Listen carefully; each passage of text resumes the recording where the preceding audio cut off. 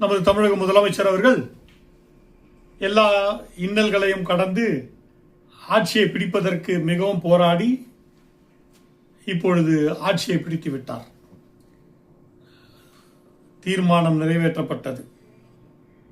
அதிக வாக்குகளை பெற்று நிரந்தரமா ஒரு 5 ஆண்டு காலம் ஆளுவதற்கு அவர் ஆட்சி கட்டிலே அமர்ந்து விட்டார். முக்கியமா இவர் சொன்ன ஒரு முக்கியமான ஒரே ஒரு கருத்தை மட்டும் தான் இங்க சொன்னோம். ஊழலை ஒழிப்பேன். இது ஊழல் செய்யற கட்சியும் சொல்றதுதான். எல்லா கட்சியும் இதுதான் கொள்கைன்னு சொல்லுவாங்க. ஆனா எப்படி நிறைவேற்றுறாங்கன்னு தெரியாது. ஏன்னா அதிமுகவினுடைய ஊழல்களை எல்லாம் ஒழிப்பேன்னு சொல்லி தான் ஆட்சிக்கு வந்தாங்க. ஆனா கொடுக்கப்பட்ட புகார் ஒன்னுத்தையுமே அவங்க செய்யல. எல்லா ஊழல் வழக்குகளையும் அவர்கள்கிட்ட இருக்கிற பணபலத்தை கொண்டு அதை எதிர்த்து அதை நடத்த விடாமல் தடை செய்து கொண்டே வருவதுதான் அவருடைய வழக்கமாக வைத்துக் கொண்டார். இந்த மாதிரி அயோக்கியத்தனத்தை எல்லாம் கண்டுதான் மக்கள் வெகுண்டெழுந்து உங்களுக்கு ஆட்சி கொடுத்திருக்காங்க.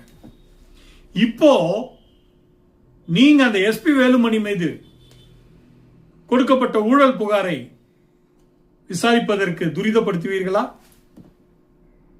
KN நேரு அவர் மீது கொடுக்கப்பட்ட பல கோடி ரூபாய் ஊழல்,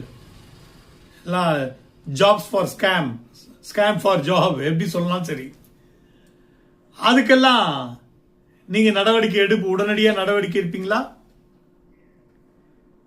வேடி கோட்டை தஞ்சாவூர்ல பாலம் கட்டுவதற்கு ஊழல் தேசிய மக்கள் சக்தி கட்சி புகார் கொடுத்து தூங்கிக் கொண்டிருக்கிறது. அதன் மீது நடவடிக்கை எடுப்பீர்களா? டாஸ்மாக் ஊழல் இடி எடுத்து கொடுத்திருக்கு. பல்வேறு இன்னல்களை இடி பண்ண முடியாது, பண்ண முடியும். இதுக்கெல்லாம் சட்டம் வரும். ஆனா பொதுமக்களுக்கான பிரச்சனைகள் வந்தாக்க எந்த சட்டமும் வராது, எந்த சட்டமும் காப்பாற்றாது. இப்படியான்ற ஒரு நீதிமன்ற போக்கை ஆதரித்து வந்த வழக்கறிஞர்கள்லாம் இருக்காங்க. இப்ப இதுக்கெல்லாம் களம் காண நீங்க முன் வருவீங்களா? இந்த ஊழல்வாதிகள் மீது உடனடியாக நடவடிக்கை எடுத்து உங்க ஆட்சி முடிகிறது காட்டியுமாச்சும் அவர்களுக்கு தண்டனை பெற்றுக் கொடுப்பீங்களா? அல்லது சின்னம்மான் இன்னைக்கு சொல்லிக்கிட்டு இருக்கிற அன்றைக்கு ஜெயலலிதா அம்மையார் அவர்களும் சேர்ந்து பல கோடி இந்த நாட்டினுடைய வளங்களை எல்லாம் ஆட்டைய போட்டாங்களே, அது அந்த அம்மா இறந்தது, ஜெயலலிதா அம்மா இறந்த பிறகுதான் தீர்மானமும் தீர்ப்பே வந்தது. அந்த மாதிரி வழக்கு நடத்துவீங்களா? வழக்கு நடத்துவதற்கு செய்வீங்களா? என்ன செய்ய போறீங்க? உங்க ஊழல் கொள்கை என்னவா இருக்க போது? எல்லா அரசியல் தலைவர்கள் சொல்லுவது போல சொல்ல போகிறீர்களா அல்லது வித்தியாசமாக செய்ய போகிறீர்களா? தேசிய மக்கள் சக்தி கட்சி லஞ்ச ஒழிப்பு துறைன்னு ஒண்ணு இருக்கிறதே வேஸ்ட்ன்ற மாதிரி தான் இருக்கு. ஏதோ 500 ரூபாய் வாங்கினா 1000 ரூபாய் வாங்கினான்றதுக்கு தான் இந்த லஞ்ச ஒழிப்பு துறை நடந்து கொண்டு இருக்கிறது.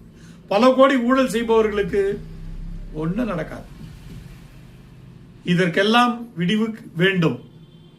இதற்கெல்லாம் நீங்கள் விடிவு காண வேண்டும். அதற்கான நடவடிக்கைகளை மேற்கொள்ள வேண்டும் என்று உங்களை